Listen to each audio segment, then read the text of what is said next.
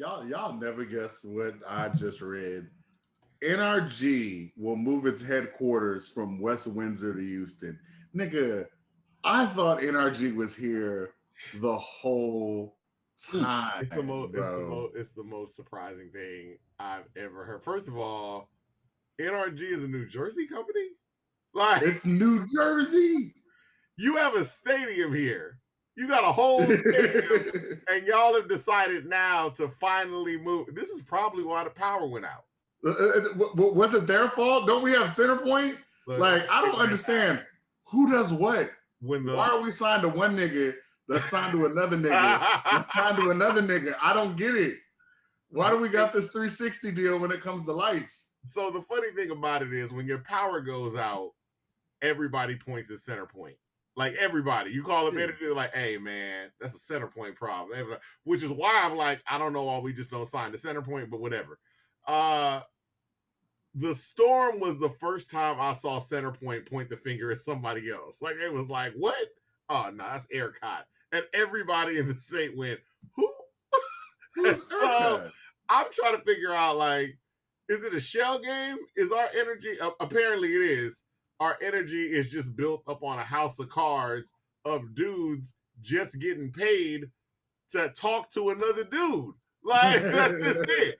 Like I'm like, yo, why it's like Office Space. Like why can't the customers pay you directly? And it's like energy is like no, they Centerpoint doesn't know how to talk to the customers, so I take the money from the customers and talk and I give it to Centerpoint. Yeah, I don't get it. I don't get it. Why can't I get my electricity pure, uncut A1 Perico? Like why I don't know. I don't get it. I don't understand it.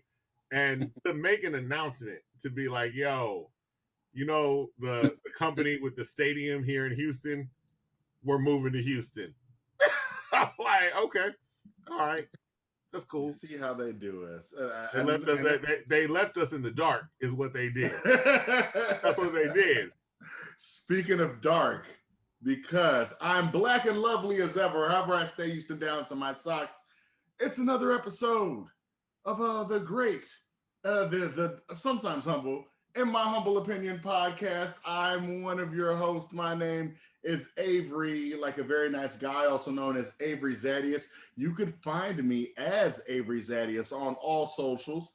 I'm on Instagram, I'm on Twitter, and I'm also in conjunction, in addition to Avery Zadius, I'm Vince McBands as well. That is me. You can go to that page too. You can find out what's going on with me over there as well. And while I'm one of your hosts, I have my brother. Yes, he's my real brother. People ask me this. Oh, are y'all real brothers?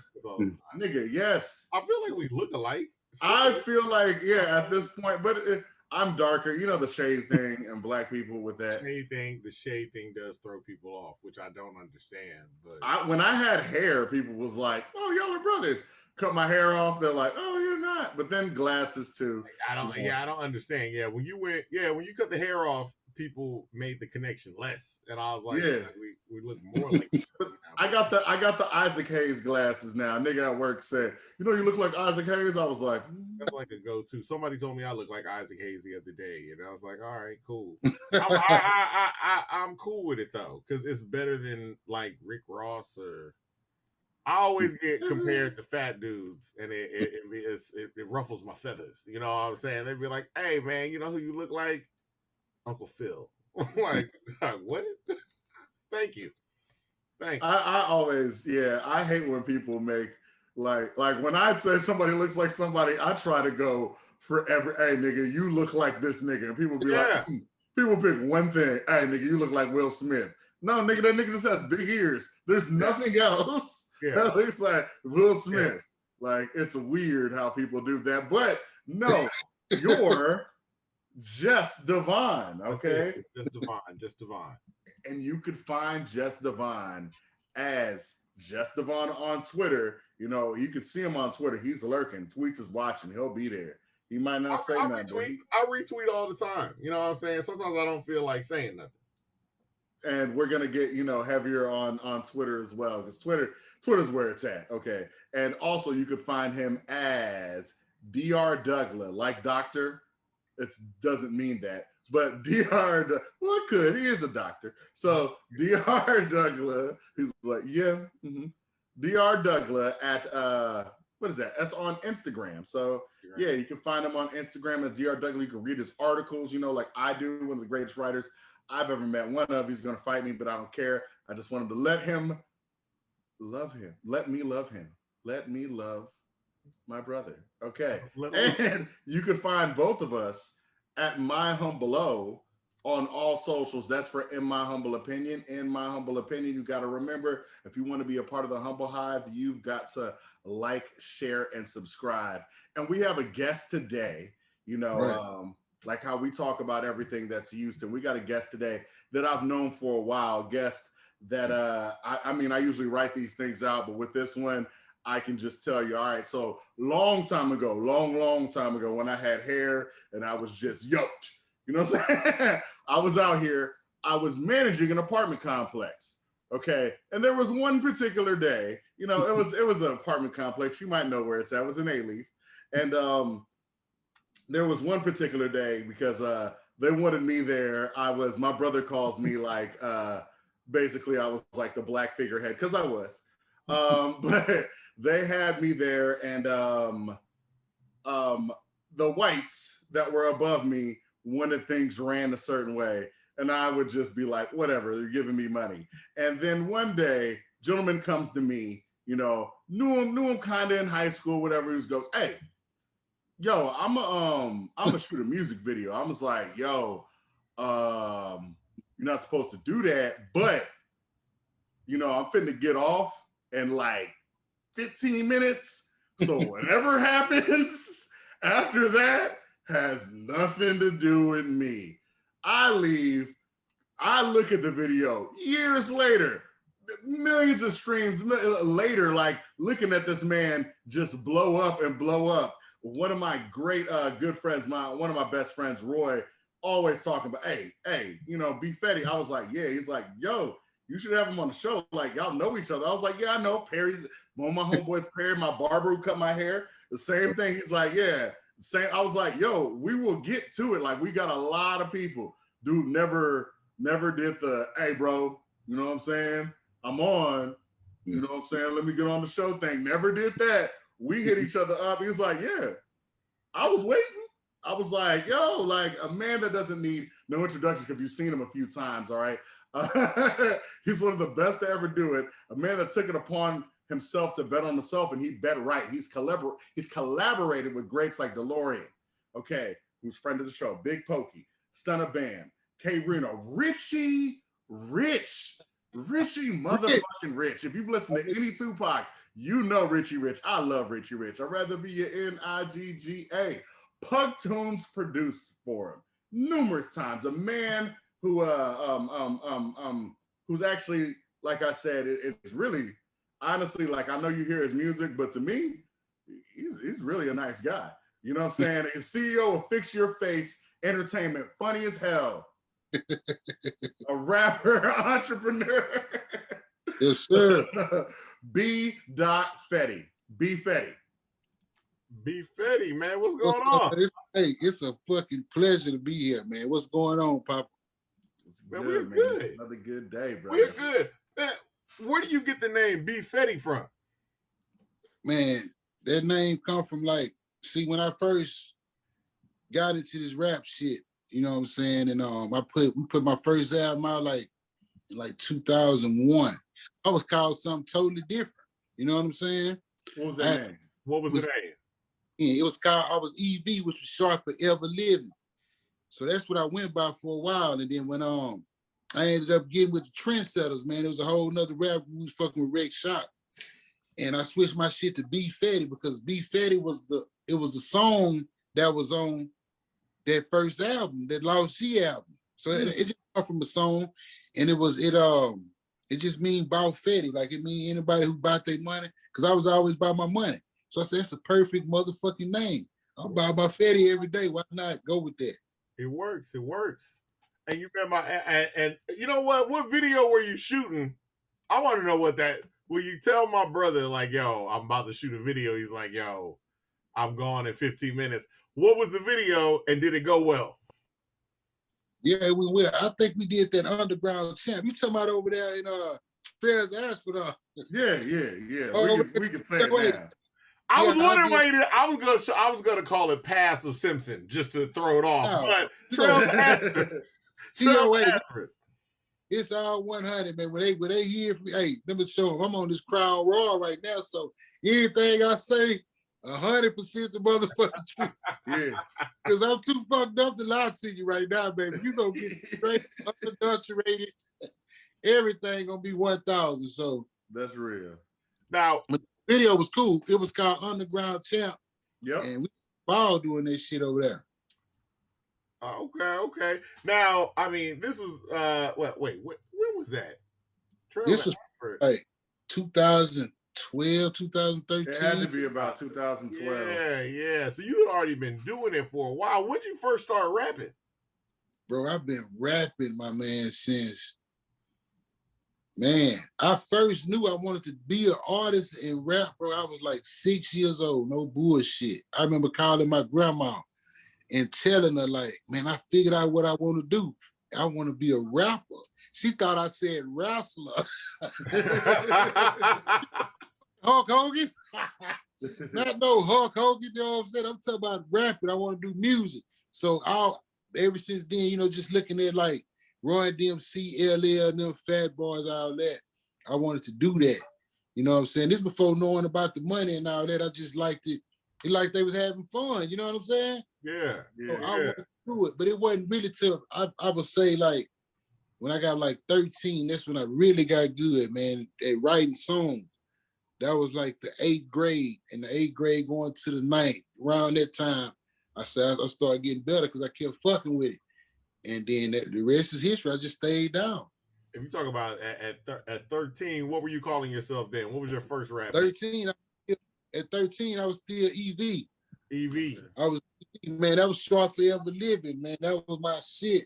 I still might do an album called Ever Living. It's deep now that I really think about it.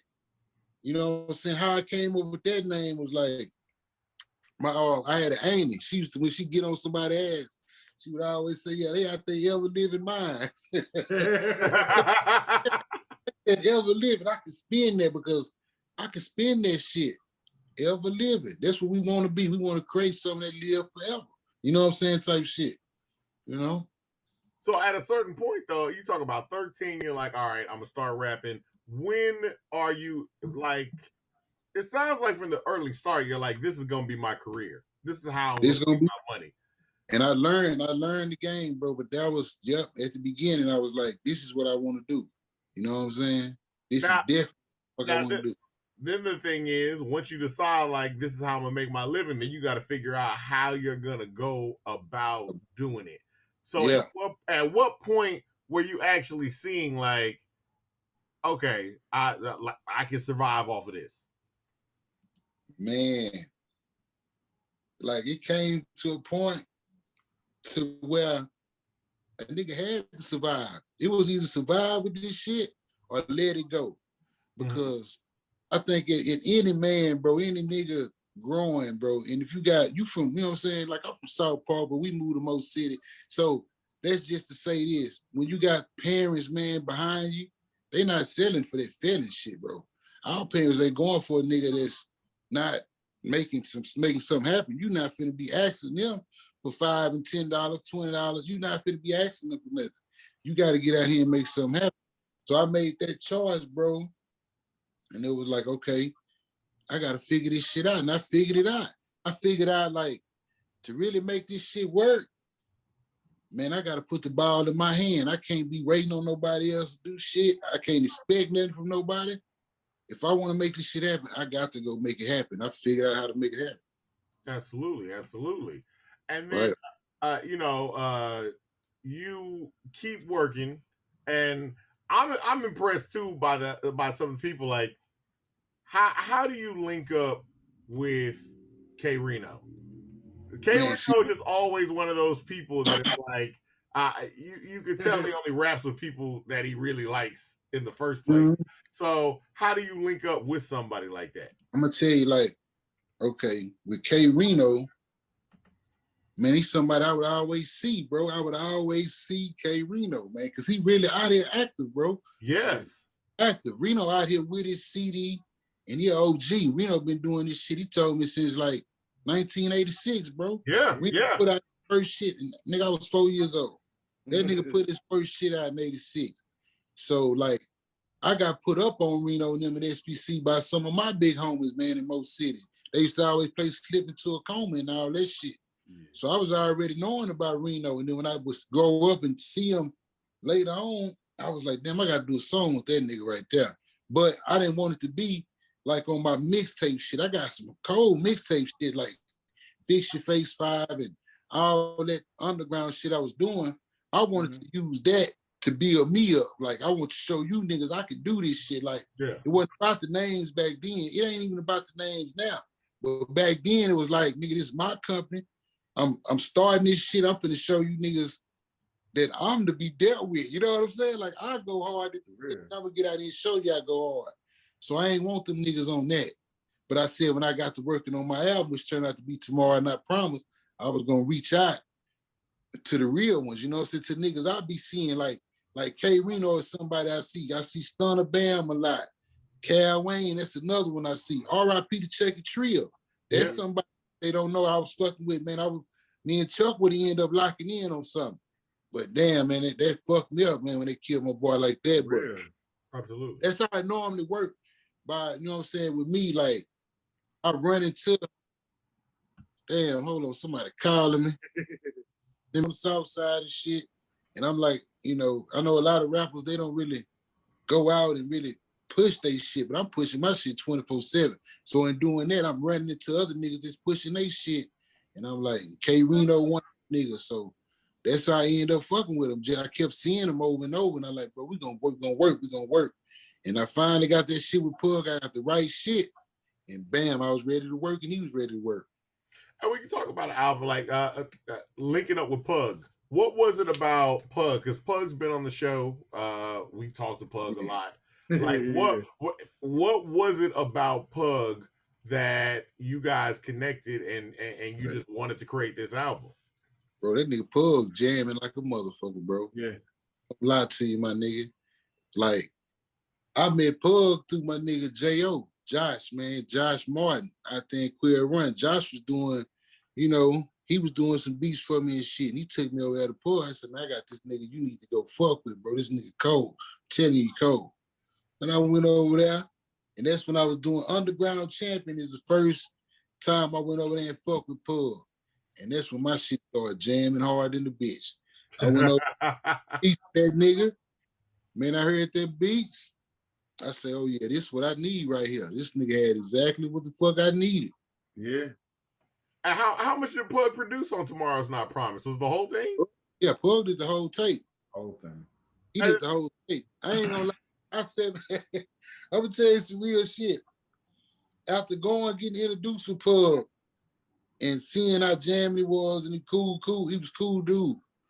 I sat back and watched that NWA.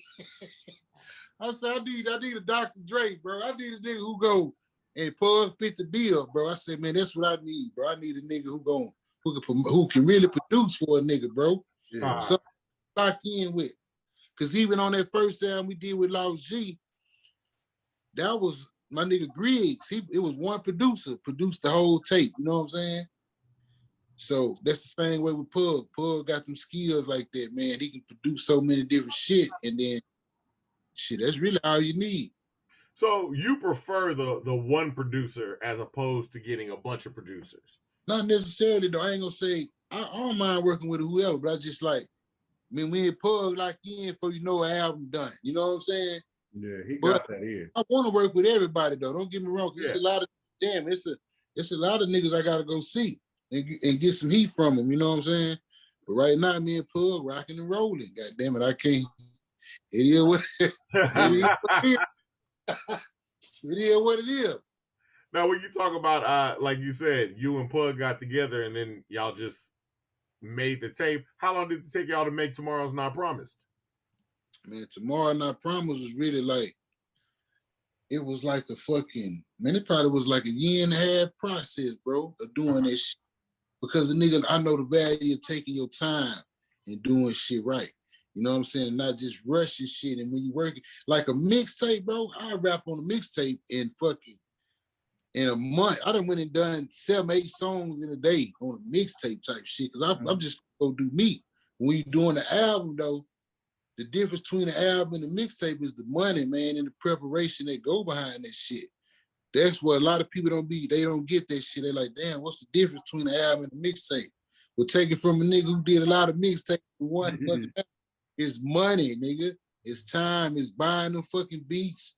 It's like really, like I really locked in. I had to get them features and all that shit because a nigga wanted the album to sell. It wasn't about I had already felt like I proved myself. That's what I wanted to do on the underground. So when you see a B Fetti with a K Reno, it makes sense. You can see a B Fetti with a Pokey, and it makes sense. It ain't like, you know what I'm saying? Like who was this nigga rapping with Pokey? Like, I want you to know me too, nigga. Yeah, for real. You gonna know me too, goddamn it. And then I don't mind because I'm a real nigga. I wanna blend my talent with all the other niggas who got talent. Let's get in there and make some hard ass records and give it to the streets. You know what I'm saying? That's what I'm all about. Speaking of, I mean, you mentioned his name. Speaking of the money and Pokey, How You Like Me Now, that song alone, like, how did you get Stunner Bam and Big Pokey on that song? Like I say, man, Stunner Bam is one of them niggas, bro, that I've been running to Stunner Bam since like 2012, bro. I've been running Stunner Bam for a minute, bro. I ain't gonna lie, like, how I first found out about Stunner Bam, I don't know, man, y'all probably know about my nigga DJ Yakum, man. Yeah. Yakum was a cool cat. Nigga, they ever put my video on like a DVD and shit, and that's really what helped me, bro. Y'all can put my shit on them DVDs. He sold so many of them motherfuckers to where, damn, that kind of helped the nigga the fuck out. I ain't gonna lie. I ain't gonna lie, man. And then just how I found out about Stunner, Yakum had put a new DVD out, man, at the time. And my video was on that bitch. And I'm looking for my shit. Stunner shit was right before my shit. And I just looked at Stunner shit for probably about 15, 20 seconds. But I thought the nigga was from Atlanta. That's how much, and it was that Buy What I Want song. Yeah. I thought he was from Atlanta, bro. I ain't even know he was from here, bro. Cause I ain't listened to the song really. I just trying to get to my shit. Looked at it for about 15 seconds. I saw this shit pretty cool. But I thought the nigga from Atlanta. I thought he was from the fucking east side of Atlanta somewhere. Nigga fucking grinding and Stunner Bam walk out the door one day. It's like right after me watching this video, man. Like the next week, the nigga walked out the fucking door. I said, nigga, I thought you was from Atlanta. And the cold part about it, he already knew where I was. So that really fucked me up then. So that relationship started right there. So I've been seeing Stunner since like 2012 or, 13, 14 up in there. I've been seeing him. And then when that How You Like Me Now, I got that beat from PugTunes, I was like, damn, I need to put some features on this. This is a hard motherfucker. I can do a single with this. Yeah. So Stunner Bam is the first person I reached out to, the first nigga to go lay vocals on Tomorrow Not Promised. How You Like Me Now was the first song we recorded. You know what I'm saying? Oh, wow. He went in there and recorded this shit before I recorded my shit. I let him go in there. And as a matter of fact, it was on the day when Travis Scott had that Astroworld shit. I think it was the first Astroworld, if I ain't mistaken. Because it was years ago when we done that. You know what I'm saying? This was during that time, nigga, that same day. Me, Stunner went and done his verse. I done my motherfucking shit. And then we didn't even put Pokey on that till later on. That was like in November, bro. And I didn't even go get Pokey till like maybe February or March, sometime like that.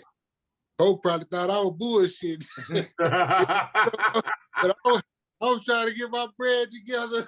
Yeah. I ain't gonna lie to you. Because when I'm doing business, that's how I do business, bro. Because like I think that's very important, man. When you're doing business, do good business. I ain't never tried that. If I came and fuck with somebody, I fuck with them. It wasn't about me haggling you, bro. I didn't try to get no fucking discount. Either I was gonna fuck with you or I wasn't gonna fuck with you. You know what I'm saying? Yeah, I think that's important, bro. Like, we gotta support each other out here, bro. And it don't be a lot of support when it comes to that type of shit. A nigga go in there and buy some Jordans, nigga, he don't even complain. But let nigga come spend $5 with you, he trying to spend $350, man. Goddamn, bitch, I need to know $5. I need, man. But that's just how the game go. But yeah, Poker cool nigga, man, and he slam dunked. I was asking Stunner after me and Stunner done our part. I said, bro, we need one more verse. I said, who we need to put on that bitch? You know what I'm saying? He kept saying Pokey. But what Stunner did though, see, I was originally gonna put Pokey and Kiki on that record. But I said, you know what? I say Stunner would be perfect because he another, you know what I'm saying? Pokey and Key like same, they OG. But if you catch Stunner, he up and coming, young nigga. You know what I'm saying? And then you got me right there, then you got Pokey. So it all made sense. It was levels to the game. And I was like, okay, it makes sense. Yeah. Because I'm about to say your album is kind of methodical that way, where you have this mix of older legends like K Reno or Big Pokey, but then you got up and comers. Yeah. You got Stunner Bam, you got Cal Wayne. You know what I'm saying? You got Lord. You know what I mean? So I'm like, what was it your thought to like I want to bridge the old and the new? Was it just these are the sounds that I like? Like when you were going into your album mode, since you put so much thought in the album, what were you thinking about? I think it was God. God kind of put everything together. Really, man. Like I said, I had already been seeing, you know, your Pokies and your Stunners and your Cal Waynes and but D-Lo shit, he was already over there fucking with Pug, you know what I'm saying? So that was just, I had already been, you know, watching him a little bit because he been doing this motherfucking thing. That's one thing about it. When you doing your thing, bro, people know you doing your thing. Whether you know it or not, you know what I'm saying? Because we in Houston. Houston was that type of city. Nigga know your album word for word. And see you in the street, what you want a nigga to do? He supposed to jump up. Nigga supposed to jump up and down for you, nigga, and all that. Now, nigga might give you a head nod and say, well, I don't know what niggas expecting, man, but we out here in the city. So, you know, it all just came together real player like that, man. It ended up working the fuck out. Every nigga on that album, though, it was I fuck with all them niggas. Like, I like what they was doing. I like what they represent. That's what Tomorrow Night Promise was about, man. It was about fucking with people who was on their mission, too. You know what I'm saying? Not necessarily, I ain't, you know, gonna say me and all these niggas super cool and we buddy, but I like how they move in the music. You know what I'm saying? Them niggas making moves like I'm making moves. I respect what they motherfucking doing. And we got in there with everybody. We all locked and loaded. I feel like I put everybody on the right beats. You know, when Pug dropping that heat like he dropping it, he damn near can get on there and rap A, B, C, D, F, G. And then I got some skills too. So when I fuck with you, I'm gonna fuck with you. And that's one thing about it. Niggas know they gotta come with it. I don't think I ever gotta worry about a nigga giving me a bullshit verse. Because when a nigga hear my shit, you get on there with that bullshit if you want to. Get on that bullshit if you want to. The real might be over with. I like that. So, yo, you dropped this album at the end of 2019, right? Right. Okay, so it was crazy. I dropped it like on Black Friday. Yeah. Black Friday 20, and then I had just lost my kinfolk, man. My kinfolk had just died, man. This boy died on Halloween, man. I get out like at 6 in the morning. They said my nigga was gone. Oh, wow. And I had been talking to him the whole time, like, bro, like, nigga, I'm finna put this tape out, like, you know what I'm saying? This I had been, because Tomorrow Night Promise had been a thought before I even knew the name of it. Or that's what all the mixtapes was for. It was leading up to this album. I didn't even know what I was gonna call it, but I knew everything was gonna come together when it was time to come together. And I was just working out faith the whole time, man. And then that shit turned out to be one of the truest fucking statements of the year. Because right after that, man, I started, man, it was already losing a lot of people. People been dropping. And then bam, we got this corona shit, all this shit. I was like, God damn, Tomorrow ain't promise. I'm steady looking at the death rate. They run this shit like the lottery ticket. All fucking day we looking at the numbers. And we talking about niggas dropping, not no nigga winning no money, man. This shit was serious. You know what I'm saying? So Tomorrow was turning out to be some real shit, didn't it? And it's real shit. Like with all of that happening and Corona popping out, how were you able to make it through the whole pandemic with you not putting out an album? You know, you have a few months to actually perform. You're popping. This is the thing you've been working for. And then, you know, first Kobe dies. And then Kobe, that fucked me up too. I was like, damn. I know you're a big Kobe fan. He fell out of fucking that airplane shit threw me out too. But yeah, it was a crazy ass year, man. And then, man, that shit, you just took me back, bro. Yeah, I had to. You making me go through shell shock. We trying to get out of that year right there, man. That part took me right back to Kobe. I felt that all over again. Man, I remember you were a huge Kobe fan. Bro, I really wasn't no Kobe fan. Like, I'm a more LeBron fan, actually, bro. But really, fuck with Kobe, you know what I'm saying? But I was like, that shit with his daughter, bro, and all them people on that plane. Yeah. Brother, you know what I'm saying? That ain't what's up. I really hated to see that, bro. That fucked me up. Now, it's one thing to root against a nigga, but you don't want a nigga to die in no fucking man. Oh, yeah. You know? That's definitely true. But it goes back. It goes back to I mean, the title of your album, Tomorrow's Not Promised. Like, that was one of the first things that happened. And you know what? The cold thing about that, bro, I had just dropped that video with K Reno. I think Kobe might have, you know, said that was like real soon right after that, bro. Mm-hmm. And I was like, damn, that's fucked up. And the next thing you know, they hit with this Corona shit. They start shutting down the motherfucking city. What saved me, I ain't gonna lie to you, bro. I had been saving money, bro, because I was trying to get me a motherfucking car. I ain't gonna bullshit you, bro. I've been saving bread. And that bread ended up saving me like a motherfucker. So, that's real. I always be on a mission to save you some bread because you never know what the fuck gonna happen. You might be thinking you're saving it for whatever, but you might be needing that shit for something else. So stay stacking, man.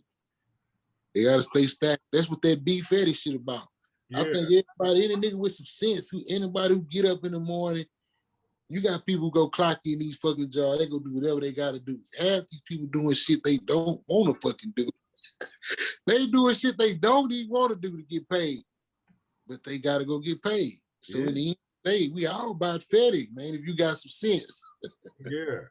How do you feel like after you release an album and then, like you said, the pandemic hit, so it's difficult to do a lot of promotion, you know, concerts, all that other kind of stuff? It wasn't difficult at all because I was already, even before the pandemic shit hit, see, I had been in the game for a while, so I was already strategizing. Like, okay, it's one thing for me to go do concerts. I might go do a concert, and there's some people out there in the fucking audience, but the concert over with. Everybody don't get to see that. But if you shoot videos, you know what I'm saying? I be telling niggas, shoot your visuals. Them hoes live forever, you know what I'm saying? A video can circulate and get watched 1,000 times, million times, billion times. Concert come and go. Even though you need both, you know what I'm saying? Nigga want to see you live too, so you need both. But I was already in the mode of nigga, I'm finna shoot. I had found Blase and them Santana, and they came through and shot that How You Like Me Now. I said, okay, I got me a cold ass video team. So really, that's all I was gonna do anyway, was shoot a bunch of cold ass videos, and that's what it ended up working the fuck out. That's what had to happen, bro. Like every time I make a decision, it be the fucking decision that had to be made. How'd you link? Well, I mean, you said you found your videographer. How'd you link with them? And what was it about that videographer that you were like, oh, this is the one? Man, how'd you like find Blase? Blase and them got at me like, how the fuck? I had already seen his girl, Liz and shit. They was fucking with grade A meter. I think Skrilla and them at the time. I think that's Skrilla they was fucking with. And they ended up branching off or whatever they branched off. So they got in my inbox talking about they shoot videos and shit. And they got to showing me some of their work. I said, yeah, they pretty cool, you know what I'm saying? So shit, I went with them boys and they pulled up. I remember, man, they pulled up on time. I like that shit. They impressed me, bro. To see a nigga and this gal pull up, man, on fucking time and shoot a player ass video, and I know they were working their ass off.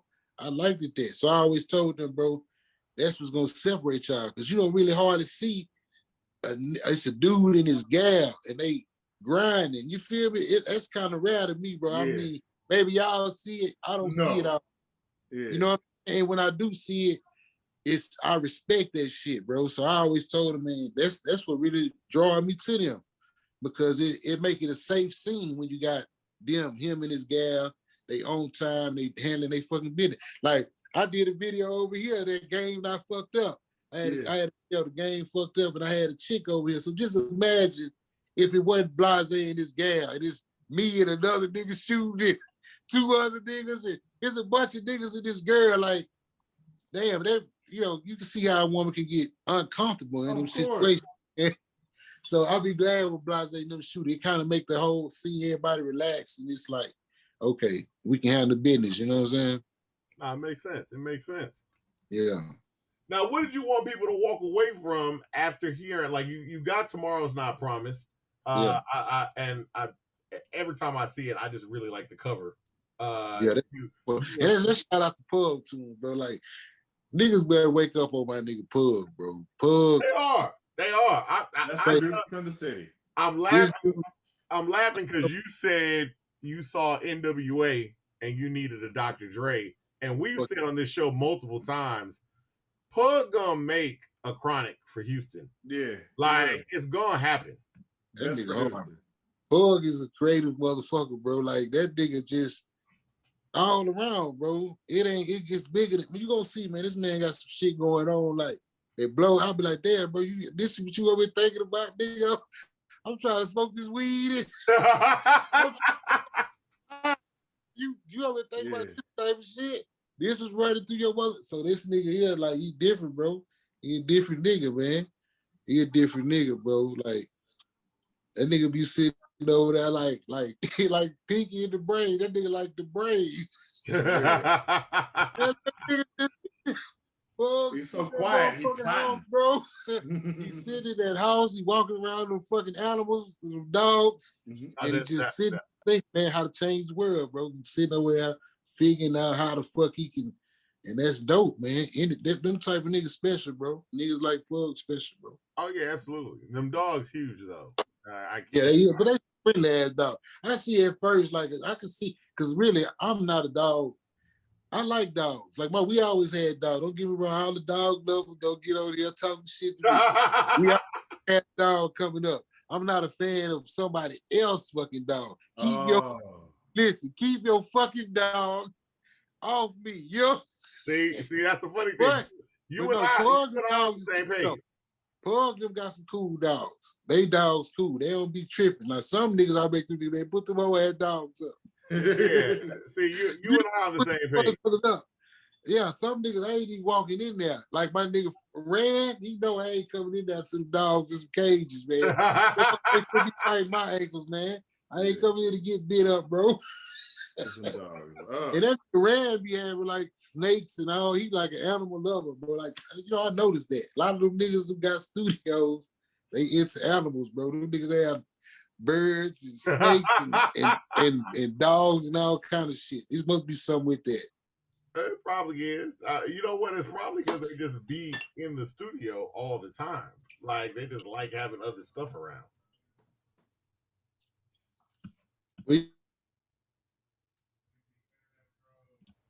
Yeah, because I think a lot of those people that work studios, they be in the studio by themselves like all the time. So they usually got like animals, or snakes, fish, birds, dogs. Like, it's always something, and it's always dark. Like, you ain't bullshit, man. You ain't bullshit. Work out now. I mean, like I said, I love that cover. I love the cover of the album. What did you want people to walk away with after listening to that album?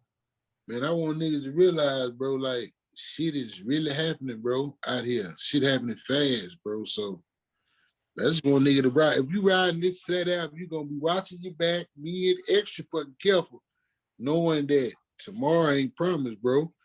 I want a nigga to hear this album, and I want you to go, if your mama's still here, man, I want you to go hug her a little more tighter. If your family, your son, your whoever, your brother, whatever, bro, whoever still here down here. When you hear this album, you need to make some calls and really go pull up on some people because, man, we losing people, bro. I just lost one of my little homegirls, man. And she, man, that fucked me up, bro. This is my little partner. And I'm like, damn, this nigga dead like a motherfucker. Like, so that shit be hard. It be hard when we lose people, bro. And you just never know what tomorrow brings. Every day a nigga wake up, it's like, damn, I woke up with such and such did, and they gone. That's it. You know what I'm saying? So, yeah, I just want a nigga to hear that shit. I'm having fun on there. I got my How You Like Me Now, but I got my deep shit on there too. And it's like, I just want a nigga to know, bro, we don't know what the fuck gonna happen tomorrow, tonight, really next day, whatever. So I live life like that, man. I don't like nobody playing with me on that bullshit. You gotta keep it all the way real. Because tomorrow ain't promised. Why would I spend my day bullshitting with you? And then tomorrow I might not, you know what I'm saying? I need to be on my mission. So when I lay it down, I don't want to have nothing else to prove. I want this shit to be over.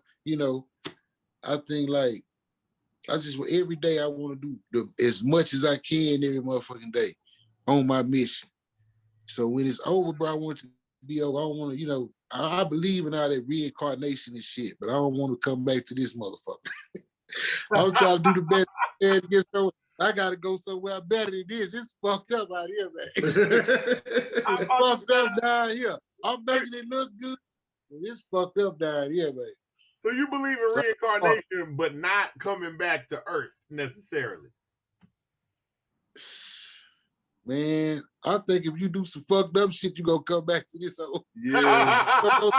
Or you gonna go somewhere worse. Because like I say, this is kind of what you make it. It's kind of what you make it down here, bro. You got action. This is all we really know. But I know one thing. I was born in 82, so where I was at 81. What about 80? What about 78? Where I was in the 60s. You feel me? Yeah. You got about this shit, bro. Like it's really deep. You know what I'm saying? Like my homegirl just passed away. I know she passed away here, but she good somewhere else. I feel like she good somewhere else. So it's like, nigga ain't scared of the death thing, but a nigga just trying to hold on to this shit as long as we can. And I want to show love to all my people because it's a reason I'm here. God got me here, man. I could have been gone too. So shit, I'm still here, so let me keep getting to it. Now, when you released the album, I mean, you've had the album's been out for a year. How did you feel the response was to it? Like when you actually see fans and things like that responding, how did that make you feel, and what were you feeling like from the streets? I feel good in the motherfucker. I had a lot of good, man. I'm telling you, like I got a lot of good responses, man. I was like surprised and shit too. Like I had J-Dog come on one of my posts and salute that shit. I was like, okay, that's dope right there. Yeah, that's real. You know what I'm saying? Get out there a little bit. This fix your face shit, they starting to know because, like I say, man, this is the type of city we in. Niggas will know, but then you don't even know they know. Yeah. Because niggas don't show, you feel me? But like at the end of the day, what do you want a nigga to do? You want a nigga to be jumping around in this bitch? So niggas gonna show their respect how they show it, and I damn sure appreciate it, man. I had a lot of people like that album, and shit, that's what we do it for. And I just feel like I keep getting better and better. And this next one, bro, I'm really having fun. Next one. So let's talk about this. Let's talk about the next one. Like what are you working on now, and when are we gonna be hearing it? Look, I got some shit coming out right now. That bitch called Household Name. And it's gonna be jamming. I already got a little flip on that bitch. I already got the song with Richie Rich. It's at least one more big feature I gotta go get, man. I'm already like 60% done with it. You know what I'm saying? I got like 4 more songs to do. That bitch gonna be done. That's real. I'm saying I'm gunning for like October on that. I told Pug, let's shoot for like Halloween. Halloween means something. That's when I lost my cousin. Tomorrow night, he died on Halloween. So that's when I want to drop that. They give me just enough time to do these 4 songs, man, and do them hoes right. You know what I'm saying? Yeah. Because what we got already is a monster, man. We already got some shit. And it's a total different vibe from Tomorrow Night Promise. I was ready to hear some new music for myself too. So I'm like, man, let me go and drop this shit. Because Tomorrow Not Promised really carried the nigga through all this hard time, fucking coronavirus shit. Yeah. It carried the nigga, but now shit switching back up. This shit opening back up. People is like moving back around and like, you know, we feel like, I know I feel like a survivor. You should feel like a survivor. Absolutely. You should feel like a fucking survivor. You walking around this bitch right now, man, and you good, man. So now that's where we at the party stage right now. That's what household name is. It's gonna be like, it's like overcoming that shit. You feel me? And that's what I told Pug. Pick them beats, bro. I said, bro, like, I ain't gonna lie, man. When I went and got me a Mercedes, man, I went and got me a Benz. And when I gave me the keys to that motherfucking Benz, and I jumped in that bitch, it was a feeling that I got. I want to give that feeling to the world. So that's what I want niggas to, when they hear this album, I want you to feel good. I want you to feel like, yeah, this one of the feel good albums. Cause I think when niggas do albums, bro, like, we giving you our mood and our vibe. We giving you all that shit. I want you to feel good when you hear this. So this song gonna make you feel like, okay, this the one you pop in, nigga. I just got paid. Okay, it's going down. Bam. This what I want to hear. Or I just got this new car.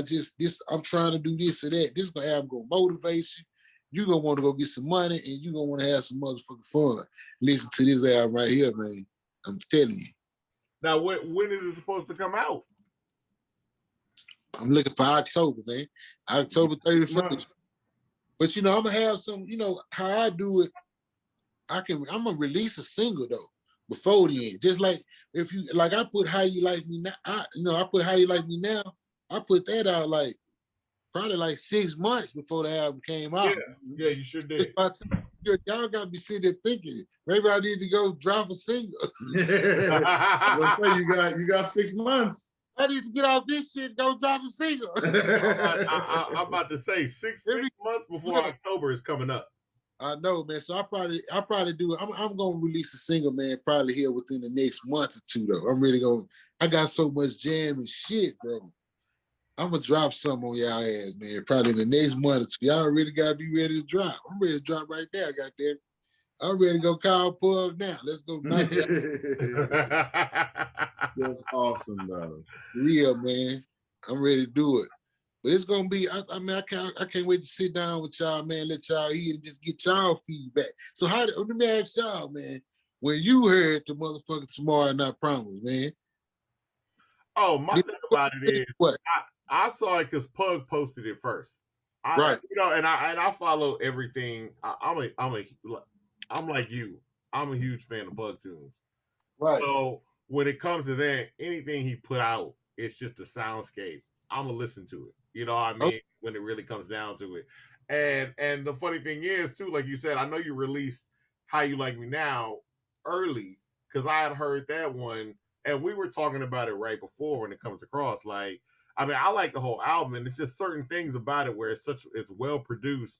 We were literally just talking about like Big Pokey has such a great voice. You know what I mean? Like it's little stuff like that. Like I'm like, but PugTunes, if he produces a whole album, it's like a stamp of approval on the rapper for me. Right. So I would see you, Big Fats, DeLorean, Rob Gillette, like if Pug does a whole album, it's one of those things where I'm like, oh, this a real album. Like this is not a mixtape. This is not like, oh, we just throwing stuff together or whatever.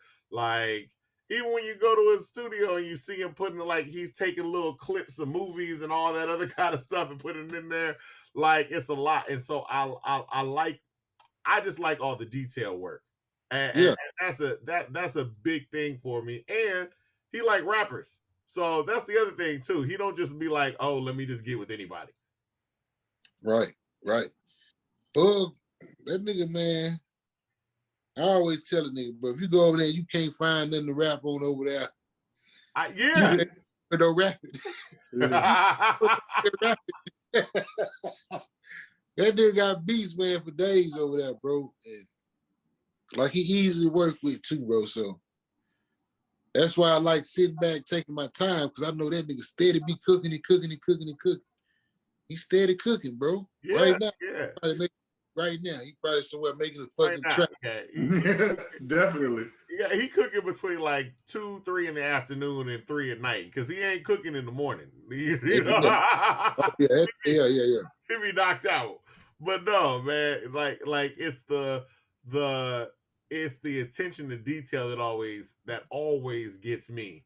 And that's why I was like, yeah, I said I definitely got to sit and listen to this one. So I'm like, the other thing I liked about yours, as opposed to like the other people we named too, was this. It had an older soul feeling, like somebody that had been writing for a while, and that's why I liked that. Like even when we sat there and we just started talking, like some of the rappers you named getting started, you talking about LL Cool J, Run DMC, like those are the people you like. That means something to me when you're saying those are the first people that you're naming. You have you got a wordplay that you really want to get across. Hey man, bro, them boys was cold in the bitch. I don't know. Hey, them niggas, that was hard, bro. Like, you look back at that shit, you had to spit something, man. You know what I'm saying? Yeah. You own some shit, bro. Like, them niggas was making some monster motherfucking records, bro. And they videos and shit was hard too. So that's, hey man, them boys putting that shit together. You gotta respect that shit. And like Too Short and them and all them boys out there in the Bay, my nigga. Like I ain't gonna lie, that blew my mind. When I found out a nigga like Too Short and Hammer had already sold 200,000, 300,000, 400,000 tapes, nigga, before we knew about him. Yeah. He had already sold. I was like, what the fuck? So he can, the game go like that too? That shit, you know, then Screw came on and then it was like, damn, okay, this a whole new game. You feel me? Like, okay, all right, this is how you make your money. You know what I'm saying? Yeah, straight hand, hand in in hand. Okay, yeah, you can. I learned that, bro. So I became my most important store. I'm the fucking store. I had to become. I got all that iTunes and all that shit. That's cool. I make way more money out of my fucking stuff. Who's giving me, and it's probably gonna switch. Eventually, it gotta switch up. It's gonna switch up because it's way more of them than it is just one of me. But right now, I'm a bad motherfucker, man. iTunes have got to catch up. They got some hell of a catching up to do, or they can catch up what I'm doing in the streets. You know what I'm saying? Yeah. And that's the other thing too. Why was it so important to you that we're talking about? Like, I mean, you got your own company. It's Fix Your Face Entertainment, right? Why was it so important to you to just have your own company and just build up stuff on your own? Because I'm gonna tell you, man, like, I'm a grown ass man, but I can't be dependent on no other grown ass man.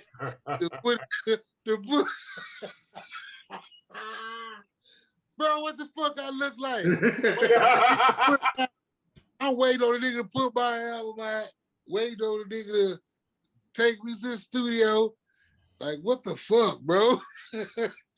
Hold on, my nigga. I can't be, you know what I'm saying? And then, like, I say, wait a minute, bro. The only way I'm gonna make this shit work, I gotta put, like I told you earlier, I gotta put the ball in my hand. Because I like to move. I'm not knocking nobody who under no company. I want niggas under my company sometime. But right now it's just me, and I'm moving at my pace and how I want to move. So that was important to me to be able to control the narrative of what's finna happen. You know what I'm saying? Yeah. You gotta be able to control the narrative because, man, it's real life shit going on. Say if you just say, for instance, you might got a CEO. What if that boy got the corona? Yeah, you never know. Like, it's funny, but he could have caught the corona and now your album, you can't put your album out because your boss man sick. Yep. He can't do, or some other real life shit happen or whatever could happen.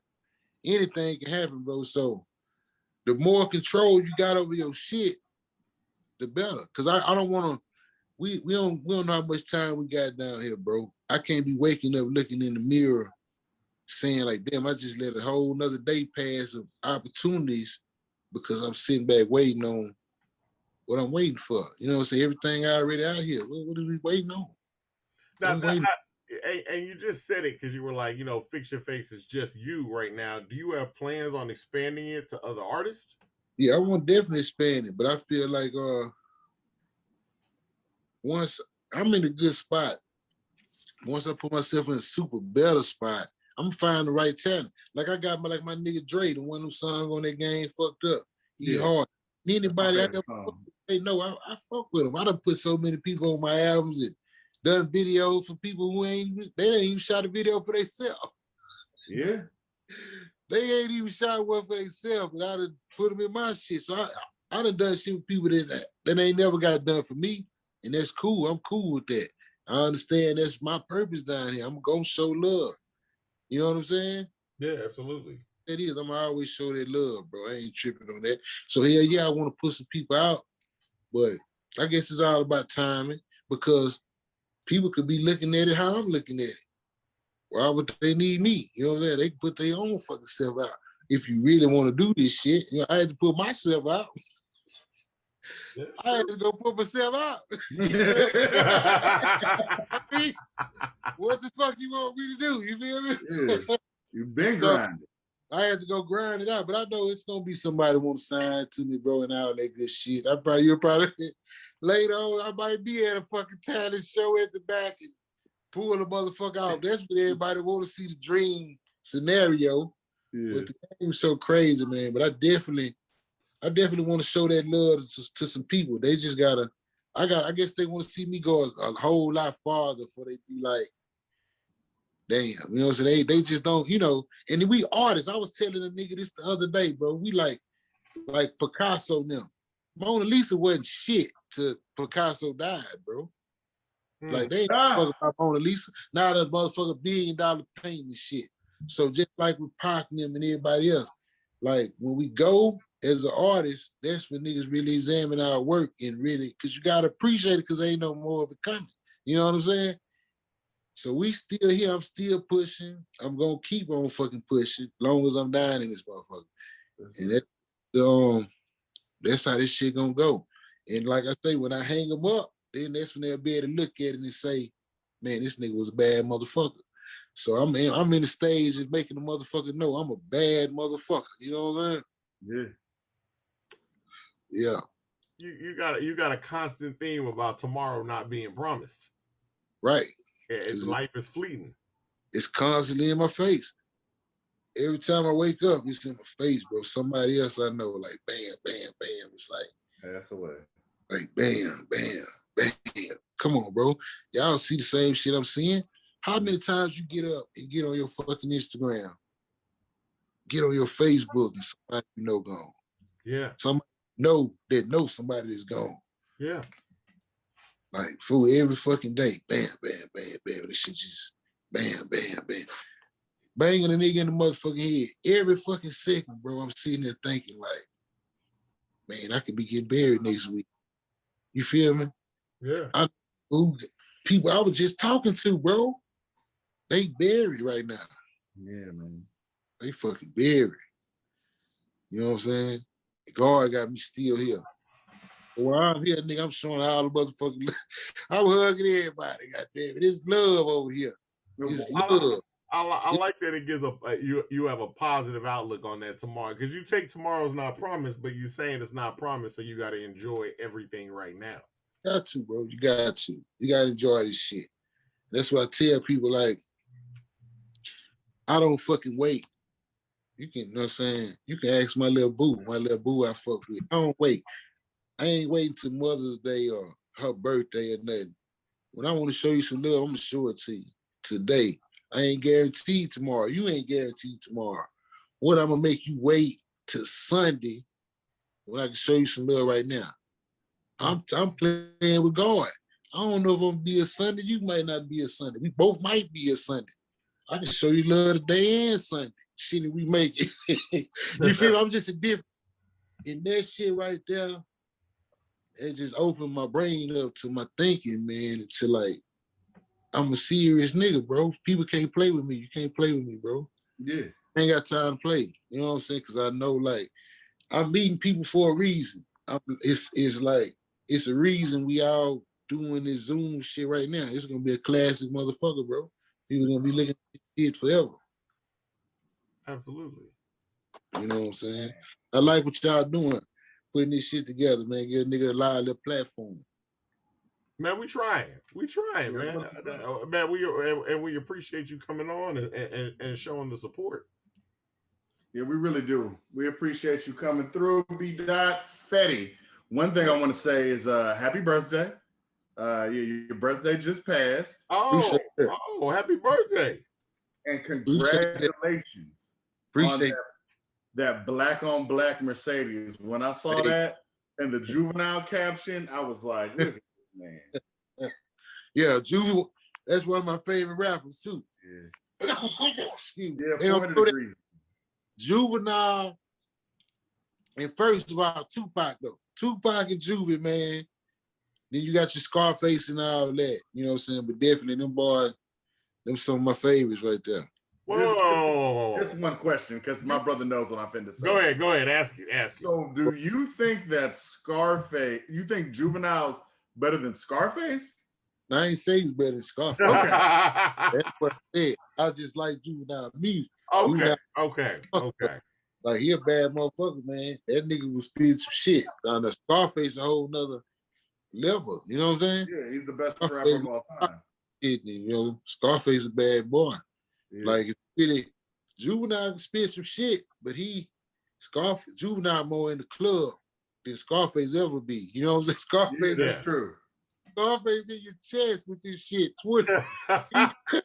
Hey, Scarface in your grill. And that, you know, and shout out to Scarface, man. Scarface followed me on Twitter. And every so often, I scroll through there and see if he still following me because I'm like, why the fuck Scarface following me? I'm saying. So that's Scarface. cool. I'm like, I got Scarface following me on Twitter. That's some crazy shit. That's some crazy shit from That's listening crazy. to this man's music. That's crazy, bro. That's really fucking crazy, man. And I'll be like, damn, it be blowing my mind sometimes. It do, man. Well, we want to thank you for coming out once again. So, you know, it's another In My Humble Opinion podcast. I appreciate y'all for having me, man. Yeah, man. We got B Fetti. You can find him at B.Fetti on Instagram. So, you know, just check him out. Check out Tomorrow's Not Promised. It's in your phone right now. And you've heard about his new album that's going to be coming out. What you say? Hey, the new album, Household Name. And look, I done said he had drunk all this crowd and smoked this weed. This shit over with. I'm ready to keep going. But it's done. Y'all got to get to work, man. To get to make it. Man. You got to get to work too. Record another song. You got 6 months, man. You're on the clock. You put yourself on the clock. I'm on the clock, baby. There you go. I'm a shot caller. I'm a shot caller. October 31st, I'm calling the shot right now. It's coming out. Household Name. Household name. And he is going to be a household name, just like us, in my humble opinion. I'm Avery Zadius. That's my brother, Dr. Douglas Justavon. All right. And humbly yours, in my humble opinion. If you want to be a part of the Humble Hive, you got to like, share, and subscribe. H-Town is too sweet. H-Town.